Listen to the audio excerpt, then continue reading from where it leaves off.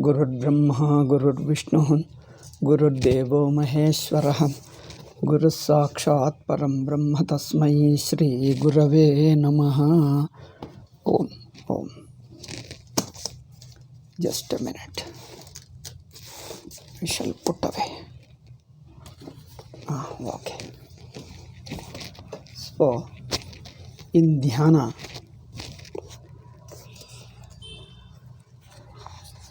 Jnana Yoga ki, today is Gita. So, for Jnana Yoga, Dhyana Yoga is an Antaranga sadhana. Karma Yoga is a Bahiranga sadhana. Sadhana little away. Externally, it is useful Karma Yoga. Then Sannyasa is also helpful. Karma Yoga first purifies, then Sannyasa helps. So, Dhyana Yoga is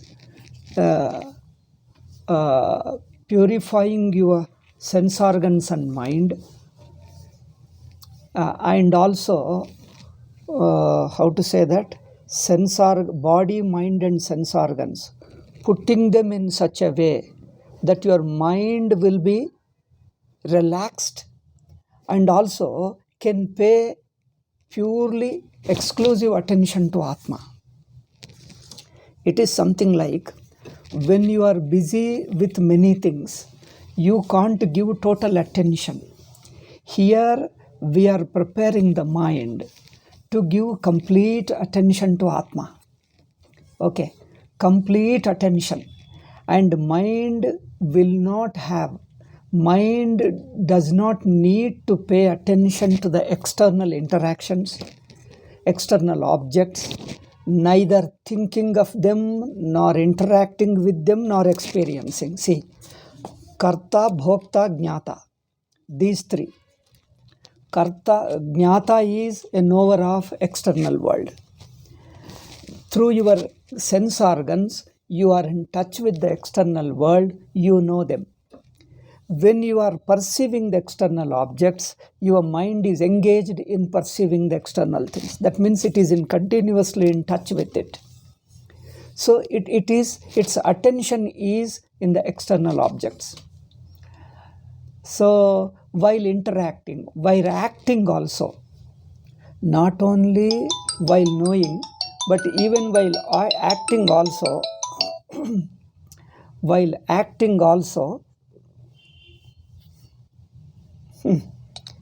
people exactly when I am busy alone ಮಾಡ್ತಾರೆ.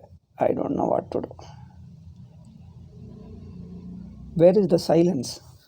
Okay. Silent mode it.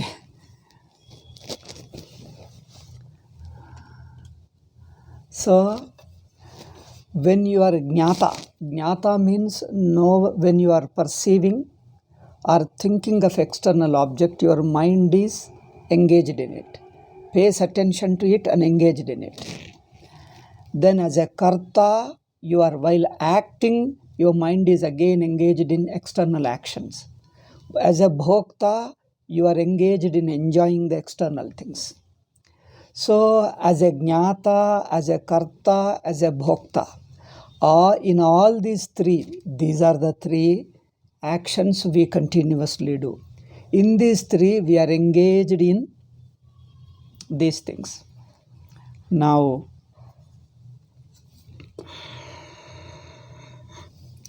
but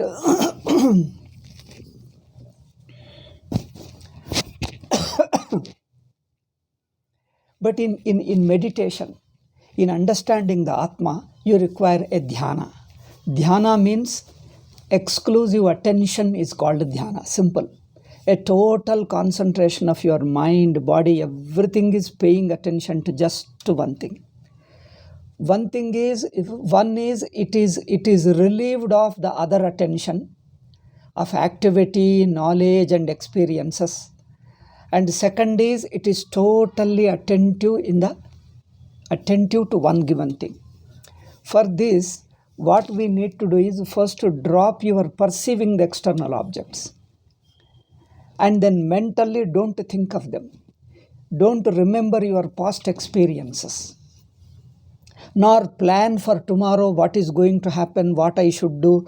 Oh, tomorrow something will happen, somebody is expected. No thought about future, no memory of past, no remembering the past, nor perceiving the present. So here Jnatrutvam becomes totally weakened. Your awareness just remains aware, fully paying attention to yourself. So Jnatrutvam is not directed towards the objects. Then Karta he won't do, because he sits in an asana, in a meditating posture, when all your bodily activities suspended. That means you don't have to make sankalpa about an action. Action is undertaking something, making a sankalpa.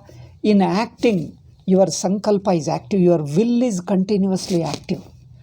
Your will is active, that too with the help of sense organs and mind. With the help of sense organs and mind, will is active using the karmendriya and mind. Using the karmendriya, mind is active.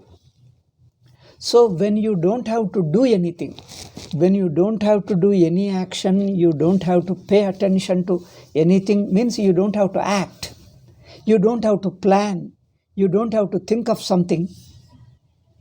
Your karmendriyas are relaxed, the willpower becomes totally relaxed. All the will is used only for paying attention, nothing else. The will is used just to pay attention.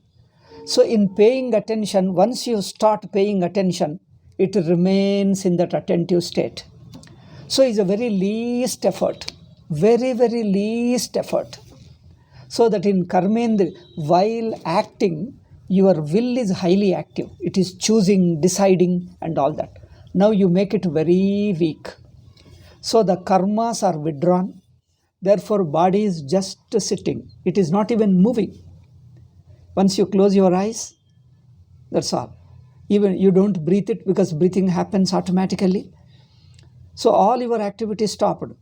Now you stop this activity not with any force, but in your natural state. That means you love to be in that natural state.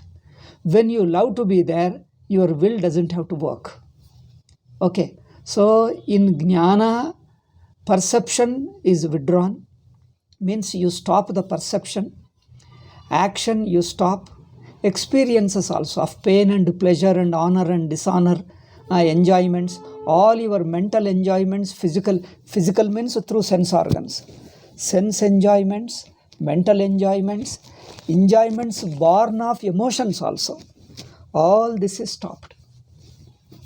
Okay, that means jnana, karma, bhoga, all the three are suspended. Then your jnatrutvam becomes weak, kartrutvam becomes weak, bhoktrutvam is totally suspended. Kartrutvam is suspended.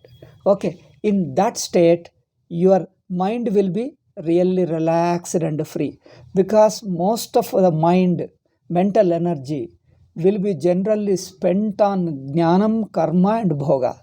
Now when jnanam, karma and bhoga are suspended, you have no ambitions, you have no thoughts, you have no plans about tomorrow, you have no thoughts about tomorrow, what to do, what not to do, nor why I have done all those. Neither you have a regrets and memories about the past, nor you have a plans, ideas about future.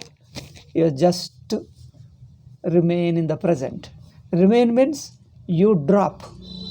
Naturally, body remains on its own. Your mind also remains in the present. Whatever happens, it gets seen. You are not consciously trying to see. You are not consciously trying to see. You happen to see effortlessly. You try to remain effortless. Effortless means what? Whatever happens, happens. Whatever comes to your awareness, it comes on its own. Things fall in your awareness, you happen to be aware of them. Things fall into your awareness, you happen to be aware of them. See, things themselves fall in your awareness. You happen to be aware of them. That means Awareness is a spontaneous thing, and things appear to you. Thing means your body, your sound, whatever gets heard, they hear. Your attention is only to be relaxed, patient, and awareful. Awarefulness is not an effort, because it is the very nature of Atma, nature of mind to be awareful. So you are simply paying attention, effortlessly paying attention. Paying attention means what? You are not preoccupied, that's all. When mind is not preoccupied, so in meditation, what you do first thing is remove the mind from preoccupation. Just relax it. Relaxing means remove the preoccupation of the mind. Okay, so you remove the preoccupation of the mind of all the three. Jnanam, that is perceiving; karma, using the will to do action; and then experiences of pain and pleasure, and then happy and unhappy experiences. These three you suspend, mind becomes relieved. Mind becomes unburdened, because mind, when it is engaged in these three things, karma, jnana, bhoga, knowing, willing, that is action, willing is an action, or experiencing. Mind becomes relieved of these three things. It is just awareful mind, naturally, spontaneously awareful. Because to be aware is not an effort. You don't need to make any effort to be awareful, because awareness is the nature. So whatever is, just you come to see without making any effort. Two things are there. One is you don't make an effort. You don't make an effort to concentrate particularly on a given thing. See, two things are there. You are not making an effort to concentrate on a given thing. You remain awareful. Whatever happens to be there, it gets seen. Whatever happens to be there, it spontaneously falls in your awareness, and it gets seen. You are not making an attempt to see. Seeing is something which happens. Whatever happens, you are with it. Second point, you are not paying attention to a particular point. This we told already, first one. Second point is you are not imagining. You are imagining about the past, nor you imagine about the future. You are not running into expecting next moment. You are not running into future, expecting next moment. You don't expect also. You just remain. Whatever happens, it gets seen. So I have no expectation about tomorrow, about the next moment. So you are not trying to go into next moment. Okay, like driving. While driving, you always look into future, far away. As you move, again you want to see next. What is next? Is there somebody? Is there somebody? You have to consciously pay attention to the road. What is next? What is next? Your mind is continuously paying attention. Here, there is no tension of paying attention. Attention is natural. You only remove you remove its occupation. Mind being occupied, that you remove. Therefore, the shloka says in the Bhagavad Gita, it is in preparation for 6th chapter. It is an introduction for 6th chapter. 6th chapter of Bhagavad Gita talks of dhyana, meditation. So it gives 2 or 3 shlokas. It gives a little introduction to the 6th chapter. Sparshan Krutva Bahir Bahyam. First shloka is beautiful. All the 3 shlokas. Sparshan Krutva Bahir Bahyam. Leave Bhashyan Sparshan Bahik Krutva. Simple. That means making the external objects as external. Making the external objects as external means what? Keeping the external object as external only. What effort is required? What effort is required in these things? External objects are external only. Why does he have to say? Bhagavan Krishna, Why does Bhagavan Krishna has to say, keep the external object as external? That means external objects are naturally outside alone. Don't carry them into your mind. That's what he says. Don't carry them generally. Most of the time, our mind is occupied with the external things. What are those things? These three just now I have mentioned before. One is the knowing, remembering, thinking of tomorrow, next moment. And second is karma, third is an experience. We look for experience. We remember the past experiences. You don't look for any experience. Because you are not seeking experiences. This seeking experience is a worldly nature. In Adhyatmika life, you are not seeking experiences. Experiences means pain, pleasure, all mental states. Mental states are experiences, a particular state of mind. You are not looking for a particular state of mind. You just remain naturally aware fully. Whatever is there, it falls in your awareness. When it falls, it comes to your attention. You are already watchful. It gets seen. That's all. Whatever is seen, now as you see something, as you become aware of something, you don't react. Because here our purpose is just to be awareful, not to express our reaction to the thing, how nice it is, how pleasant it is, how good it is. Even to the pleasant experience, don't react. Even a peacefully reaction, generally we are taught like that, we are brought up that way. Generally people, immediately we keep reacting to our knowledges, actions and experiences, or even things around. Whatever happens, you are supposed to express. You see the people, how the people go to excursions. They go to some forest or some river. They say we love natural beauty and go there. Those people who go to see the natural beauty, you watch them, poor fellows. Most of them don't have mind in watching the beauty of nature. They go to see the river, mountain, etc. As they see them, what do they say? Immediately they think of self. First second they watch. Immediately next second a thought arises. First second they watch the beauty, only first second. Next second immediately a thought arises. Generally two thoughts arises. You know why? What are the two thoughts? You immediately talk to your neighboring person. Do you see how beautiful it is? Why do you react? That means you feel elated with it. The harsha in Sanskrit we call. Harsha. You become elated. As you see the beauty, you become elated. And that elation, not only you cannot control that elation, you cannot control the joy of it. Then you want to share with others. Then you become conscious of another person. Then not only you orally tell, see how mind becomes busy with action. It becomes preoccupied. Now first second you saw the beauty, natural beauty. Next moment it is not in watching. It has become a memory. First moment was an experience, perception. You perceived nature, some forest, some tree or a river or mountain. First second you watch.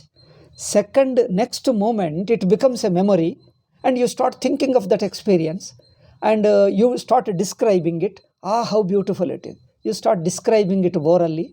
Mentally you start imagining. Orally you describe. You call the attention of another person and you ask for his reaction. How do you feel? Isn't it beautiful? How beautiful, how beautiful. Now this is an emotional reaction. Or if you have a cell phone, take a photo of it. Or still you think of it. If my friend, I asked him, he didn't come. If he had come, he would have enjoyed it. He missed it. He would have enjoyed it. Where is mind? See, it is not in the present moment watching beauty. Just to see. Let it get absorbed in seeing. Let it forget itself in just seeing. Be aware of it. Just be aware of it. Now, once you are aware of it, don't make it into a memory. Don't create a thought based upon that knowledge. Just be simply be awareful. Next moment, again you are awareful. Next moment, awareful. There will be just awareness. It is an effortless awareness. A natural, a spontaneous, effortless awareness. But this is very rare to find, because we have been using the mind in reacting, expressing, narrating, giving a reaction to our experience. We are more and more used to this thing. Either we describe or talk to others, explain to others, recall others, or okay, sometimes you remember that, oh, my friend should have come up. I asked him to come again and again. Oh, he missing it. How beautiful. What a miss. How much he missed it. Again, immediately he tries to telephone to, hey, how beautiful it is. You missed it. It is a beautiful. You try to tell. Now, you have seen the beauty only for 1 second. Next moment, all these reactions. And you try to telephone to him. The person sometimes is available. Sometimes he doesn't get. Again try. Where is he? Yeah, I'm not able to get him on the line. After some time you get him. You share with him. He also tells you something. Oh, I'm sorry, I missed it. How lucky you are. Oh, I missed it. We are only the reacting over the experience, not be in the experience.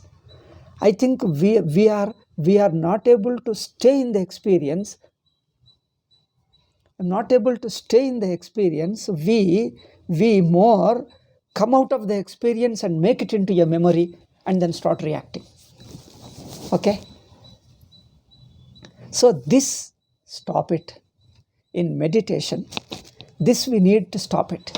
Stop it means you learn. Your mind has to be prepared, purified.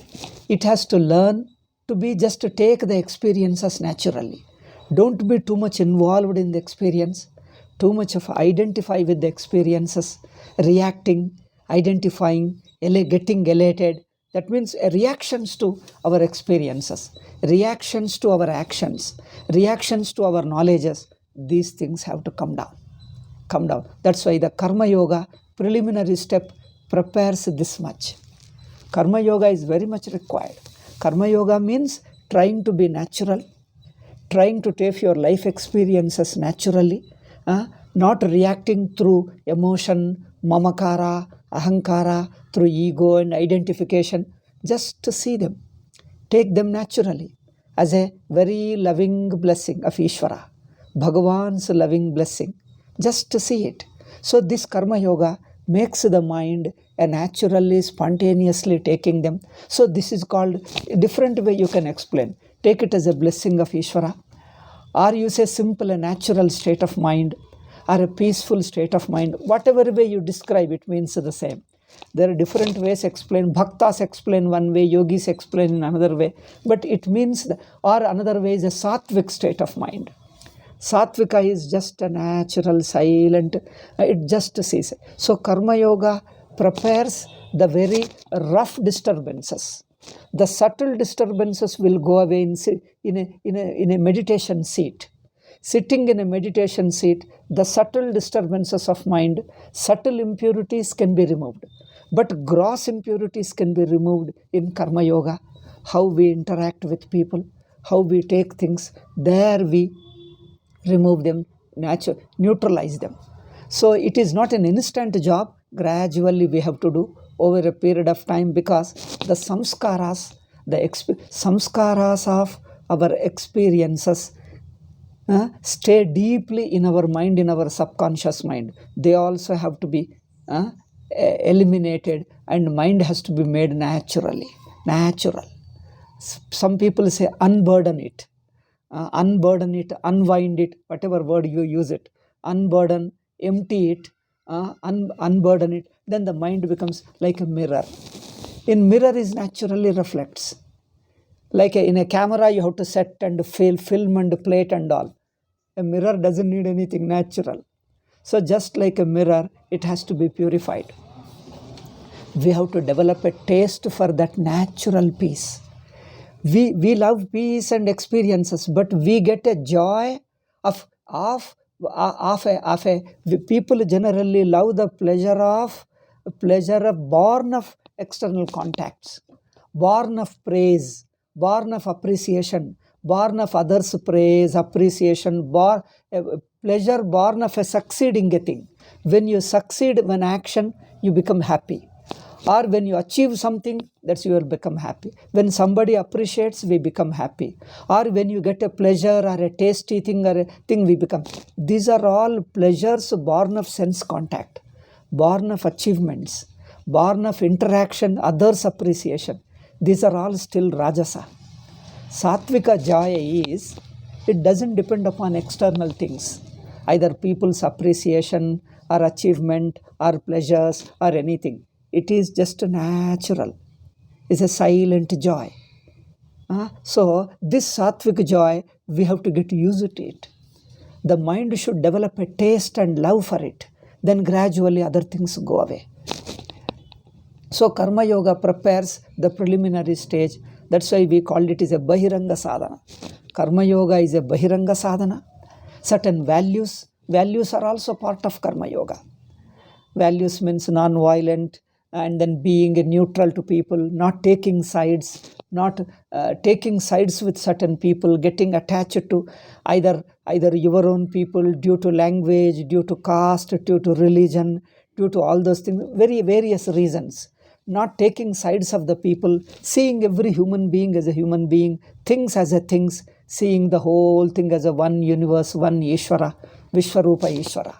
Vishwarupa Paramatma, seeing all of them as has its own beauty. Everything has its own place. Everything see them as it is, as they are.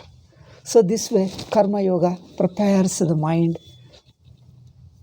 Then in a sitting in a meditation seat, first he says, Sparshan Kritva Bahirbhashyan. Earlier we have prepared a lot. So therefore the gross identification, the gross disturbances are gone. Now still there are habitual old samskaras will remain, due to which little bit mind get disturbed and goes outside, again thinks of outside. Here you have to consciously leave the external things outside. Don't bring them to your mind, either memory, three things are there, either direct perception or memory or imagination of future. Some people have a little more imaginative mind. Generally, like artists and poets have little more imaginative because they cultivate imagination. Worldly people, though are just day-to-day work, their imagination is a little less. They directly work. If there is no work, they sit silent. Probably their imagination will be less. But these poets and artists have got a lot of imagination. It is good, but sometimes that imagination also, if that imagination is also used as a karma yoga to purify the mind, okay, they won't disturb much. Otherwise, they disturb. When you sit in a meditation, that old habit of imagining comes, you try to imagine. Again, mind goes. Here you have to consciously make a thought, make an auto-suggestion that let me be relaxed. Enjoy the very observation. Observation also is not a great effort. Two kind of observation. One is a concentrated observation where you are using a will to concentrate. Another is a natural concentration. A naturally spontaneous concentration means you are aware. Whatever happens, it falls in your awareness. It gets seen. You don't have to use your will even to be conscious of. Because the will, we continuously using the will more often, continuously we use the will, we have the habit of it. Mind immediately runs into using that. Here you have to just to be relaxed. Therefore, sparshan kritva bahirbhashyan, sparshan kritva bahirbhashyan, chakshuschayvantare bhruvoh. Then attention of the eyes, he says, place your attention in between your eyebrows. There is one mudra, in yoga mudra, they place them in between eyebrows. You have to practice. This placing in between eyebrows should be effortless. Otherwise, in the beginning, placing the attention looks a little strain, causes strain. So put them in between eyebrows. The idea is external attention should not be there. External worldly objects should not catch our attention, draw our attention. Or another is, another alternative, those who have not practiced this yogic kriya of paying attention, simple thing is close your eyes so that external world will not draw your attention. Therefore, here, chakshuschaiva antare bhruvoh. Idea is keep away the external objects. With mind, don't consciously think of them. Particularly the worldly people, grihasthas, when you stay at home and you want to do meditation every day for half an hour to 1 hour is good. To begin with, you can start with 20 minutes, half an hour, then stretch it to 1 hour. So, for worldly people, if you stay at home, somebody will come and talk to you, or phone will ring, or something will happen. Then you have to tell your family members that just for this half an hour or 1 hour, don't disturb me, and I'll come and talk to you, whatever it is. Unless there is a serious emergency, generally, don't disturb me, tell them. So that you don't have to pay attention to them again. You don't have to think of them. Now, just for this half an hour or 1 hour, I'm not with the world. I'm just with myself. Just leave them. You have to prepare your mind and make an auto-suggestion. If you have got anything to do in the daytime, and you decide beforehand, whatever, or you tell your mind that I will think of it and decide it later. I will think of it, decide it to my satisfaction. Now I don't make any decisions, I don't consider, I don't think of anything. All these things, leave them. And then sit idle. Then you have got nothing else to do, only yourself. Just to be relaxed. Like this, sparshan krutva bahirbhashyan chakshuschaiva antare bhruvoh. Then the third thing is pranapanau samau krutva. Pranapana has to be made equal. Generally, nasabhyantara charinav, our breath, inhalation, exhalation, generally it is not balanced. Because of our emotions, actions, experiences, the breath gets disturbed. It is not uniform. There are different ways in yogic prakriyas. So we just go a simple thing alone. We don't go into details of the yogic things. One is nadi shuddhi, they do it. The two nostrils should run simultaneously. They go out simultaneously, come outside. This needs little practice, or you have to learn. You have to learn little bit from some yogi. Yogi, they will teach you. It's a simple technique. You have to practice it for a few days, and it becomes. Generally, if your mind is relaxed and pure, this two nostrils automatically run. Otherwise, there is only one of the nostril runs. Then another thing is, do little pranayama. Pranayama means if you learn, if you know it, you can learn. Otherwise, the simple way is slowly breathe in, slowly breathe out. This itself will work like pranayama. Slowly breathe in. Then just you may stay for a few seconds, then slowly breathe out. This itself relaxes, purifies your breath. Because the breath is a part of your sukshma sharira. Prana is a part of sukshma sharira. Mind and prana are interrelated. When the prana is relaxed, mind also gets relaxed. You see them when you are angry, breath is fast. That means when the mental stress reactions also affect the breath, breath also running fast affects the mind. Therefore, if one of them you control, the other one to a large extent becomes controlled. So when prana becomes relaxed and smoothly running, then mind also becomes relaxed. So you have to slowly breathe it. That itself purifies then you feel that your body and prana becomes light. Otherwise, if the mind is disturbed or if the body is heavy means that I think in the 6th chapter he will talk how to food, sleep, and then other behavior of the body. There should be a reasonable sleep, neither oversleeping nor not a jagarana. That means not having a less sleep. Overeating and etc. should not be there. Food should be very easily digestible and light and sattvic food, sleep and external interaction, life and thoughts and reactions should be very natural and spontaneous. Because that kind of lifestyle helps dhyana very, very, very much.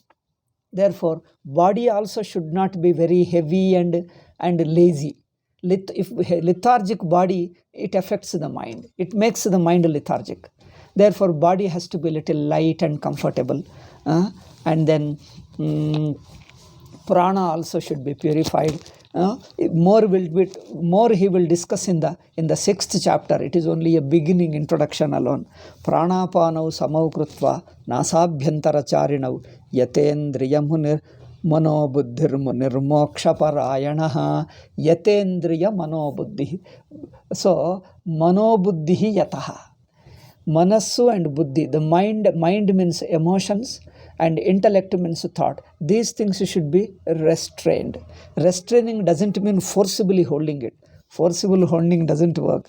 It has to be developed. It has to given a samskara gradually. So the emotions should not run wild, should not get easily carried away. We should be able to hold the emotions very naturally wherever necessary. Two things are there. Pure emotions should be there, and the emotions should come where you need it. Where you don't need it, wrong emotions should not come. This is also a very great sadhana. That's why our Dharma Shastra says, don't use your wrong emotions elsewhere. With your parents, with your friends, with your children, whatever emotion our Dharma Shastra says, have those positive emotions with only those people. Nowadays, these films and all those things, they allow you to run wild. They just any emotion with anybody, that really spoils your mind. Emotions should be pure, and also where necessary, there alone should be there. Where unnecessary, putting emotion, that means tempting, getting carried away. When others tempt you, your mind won't come back. When you don't want it, hey, this is not the place. When you see the respectable people, you are not supposed to treat them, ill-treat them, or look down upon them. Feel respectability. That feeling of devotion and respect should come whenever you want. So similarly, even emotion with woman also. See, if it is cultivated properly, any woman you see them, instantly the respectful comes. That normal, the low mind's emotion won't come if it is properly cultivated and purified. So a pure mind and also restrained mind. Sometimes a pure mind also comes and forcibly takes you away. Therefore, we have to add restraining. Purity and restraining, two things are required. Pure mind, sometimes pure emotion also, when the situation comes, it drags you. It should be pure and also should be able to hold where you want. Okay. If this is not the situation, you should be able to set aside the emotion. And if you're able to take it when you need it. So this way, a pure and a restraint. So this is the mind control. Then the imaginations, wild imaginations also should not come forcibly. You want to imagine, it should come. If you want to drop it, and it should go away. In the intellect also, yata yatendriya manobuddhi. Then buddhi also should be restrained. How to do the buddhi restraining? Buddhi restraining means, as we told you, memories, imaginations, thoughts. So these things, we generally allow the intellect to run wild. Where we don't want also, it comes. Where you have to think, it should think. Now it is not necessary, leave it. The intellect should be under your control. It should think when you want, otherwise it will run wild. Okay. Then sense organs also. Therefore, sense organs generally, out of their old habit, when they see some object, they run. Even when you see the object, you should not run it. You should be able to hold it. Therefore, Indriya, Manaha and Buddhi, these three, when you hold them, they are relaxed. They're just to stay where you want. Okay. This comes little by practice. So yatendriya mano buddhir munir. Then the goal of life should be only moksha. Moksha means my body, mind and sense organ, everything will be surrendered to Paramatma. Not of the worldly type. Just leave it to that absolute truth, that is the Paramatma. This way, munihi moksha parayana. The aim should be only moksha, which is a spontaneous state. Moksha is not a something, an event that is going to come. Moksha is your natural state you are going to discover. Therefore, you are only prepared to see yourself in that moksha state. Moksha is not acquiring, it is not achieving, It is just seeing how you are already in that natural state. So the mind should be ready to see any moment. It is just there. I only have to see it. Therefore, vigate ichha bhaya krodha. Ichha, bhaya, krodha. These three should also be set aside. Ichha is desire. Bhaya is fear. Krodha is anger. Emotional reactions also, generally some memory, even in a meditation state, when you are sitting, something comes to your memory. As the memory comes, oh, what happened to that thing? Immediately you're reacting. Appa, either you become worried. Appa, I told him to see that thing. Will he look after it or not? Will he bring it or not? So even the memory of a thing disturbs you, creates a fear or anger or a desire. When you think of it, oh, how beautiful it is, I should have got it. I should have got it. Now mind will run towards that. Ichha is running towards it. Bhaya is running away from it. Anger is becoming anti to it. You be going against it. So these three emotional reactions also should be relieved. Mind should be relieved of these reactions. See, when more and more we will discuss in the 6th chapter how to handle all this, because these are all very delicate things. These are inner things, and we can't see from outside. You have to tell orally. Unless you tell, people don't know how to handle the inner mind. So the mind has to be how to empty, how to remove all these reactions and make the mind stand in a natural state. Okay, vigatecha bhaya krodho. If this is the state, yes sada mukta eva saha. Such a person is almost attained freedom. Muktaha is always liberated. So he is telling briefly in 2 shlokas what you are going to achieve in that meditative sadhana. Dhyana yoga, in the sadhana of meditation, what you are going to achieve, briefly few steps. Briefly, in a way, it is a syllabus. Syllabus, what you are going to learn, what you are going to practice as a meditation. He gave the briefly, this is the syllabus. Physical condition, prana condition, condition of the mind, emotions, thoughts, memories, and subconscious mind also. So these 3-4 levels we have to handle. Okay, these 4 have to be handled and purified. So for this there are then the dhyana is simply basically paying attention. There also we have got plenty. In fact, India is a land of spirituality. Plenty of meditative techniques. Tantric meditations are there, yogic meditations, bhakti meditations, Vedantic meditations, Vedic upasanas. Oh, how many types of hundreds and hundreds. I think if you write, there will be only meditation volumes only. Each one has some way of it addresses some kind of a some aspect of our life. So because we come with our different backgrounds, different minds, people come with different backgrounds. So no person should be left out. Each person should be helped how to purify his mind, how to purify his mind, relax the mind, concentrate the mind, then transcend the mind. These 3 things. First, how to withdraw from the external world, purify it, then concentrate it, then transcend it. All these 3 has to be achieved. So you can't do it forcibly. There is a knack of doing it. And these knacks are discovered by our rishis, mahatmas. All over India is a land of only such people, plenty of people. So out of their experiences, so people of, as I told you, of different background, different samskaras we come. So therefore, they have designed different methods. Designed means they have discovered. In fact, no meditation can be with your mind. You can't imagine and design. You can't design it by your imagination. You only have to discover in your life. They tried it in their own, in their heart.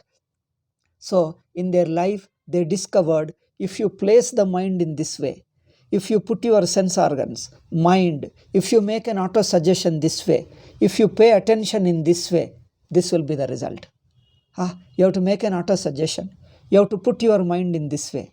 Whether should you pay attention? How to remove the stress? How to remove the pressure of the mind? All these things, they have worked different ways. They means it is not working. It is a different trial and error. Different ways they tried. Some of them they learnt from Shastras. Some of them they learnt from gurus. Partly from gurus, partly from their own experiences. All these things they taught to their disciples. They wrote in the form of the books. So therefore we have got plenty of meditations. So some of the common principles of meditations, Bhagavad Gita deals with them. These principles are generally applicable to all kinds of meditations. So Bhagavad Gita deals with the general principles of all meditation, whether you are practicing yogic meditation or bhakta type of meditation, or your Vedic meditations these days are very less. Most of them are in the Vedika, what you call Aranyakas. Upanishadic Aranyakas are there, all Vedic meditations. I think they have gone out of tradition. There are not many. Maybe Dahara Vidya is one available. Most of them are gone. But Pauranic meditations we have, Tantric meditations, Yogic, all the. So in all these meditations, there are certain common underlying principles. Those principles can be applied to other things. So therefore, he explains the principles. To understand the principle, you have to give an example. Therefore, he gives few examples also.